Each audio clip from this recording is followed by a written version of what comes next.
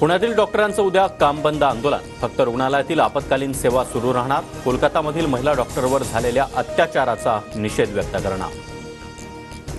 नाशिकमध्ये सकल हिंदू समाजाच्या मोर्चावेळी तणाव. भद्रकाली परिसरामध्ये मोर्चावेळी दुकानं बंद करण्यावरून बाचाबाची. पोलिसांनी जमावाला पांगवलं. सकल हिंदू समाज मोर्चा काढणार नाही तर कोण काढणार? पोलिसांनी मोर्चाला विरोध करणाऱ्यांच्या पाठ सोलून काढावी. भाजप नेते आशिष शेलार यांचं वक्तव्य. महायुतीतल्या नेत्यांनी सोलून काढण्याची, ठोकून काढण्याची भाषा करू नये. आशिष शेलार यांनी असं बोलणं टाळावं. अजित पवार गटाचे अमोल मिटकरी यांची प्रतिक्रिया.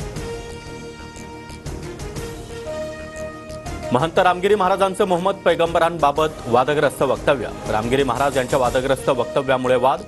महाराजांना अटक करण्याची मुस्लिम समाजाची मागणी. हिंदूंनी संघटित राहावं हा एकच उद्देश. जे बोललो ते बोललो, आता नोटीस येईल तेव्हा बघू. वादग्रस्त वक्तव्यानंतर महंत रामगिरी महाराजांची प्रतिक्रिया. गुन्हा दाखल झालेल्या रामगिरी महाराजांच्या कार्यक्रमाला मुख्यमंत्री एकनाथ शिंदेंची उपस्थिती. महाराष्ट्रामध्ये संतांच्या केसालाही धक्का लावण्याची हिंमत कुणी करू नये. मुख्यमंत्री शिंदेंचा इशारा. आम्ही संत परंपरेतील हिंदू. नवीन संत हे संत नव्हे तर महाराष्ट्राला लागलेले जंत.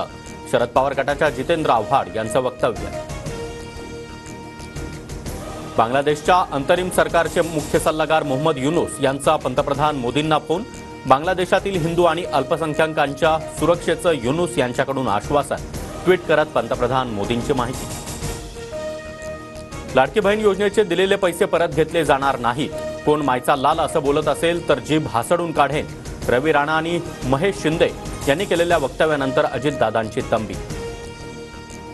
अंजली दमानिया आणि सूरज चव्हाण यांच्यामध्ये ट्विटरवर. उद्या पासपोर्ट आणि ITR घेऊन येते, कुठे येऊ कळवा. अंजली दमानियांचं ट्विट. तर तुमच्या पत्रकार परिषदेनंतर तुमचे कारनामे समोर आणणार. सूरज चव्हाण यांचा इशारा. महाराष्ट्र विधानसभेची निवडणूक दिवाळीनंतर होण्याची शक्यता. पाऊस आणि सणांमुळे महाराष्ट्र विधानसभेची निवडणूक लांबणीवर. मुख्य निवडणूक आयुक्त राजीव कुमार यांची माहिती.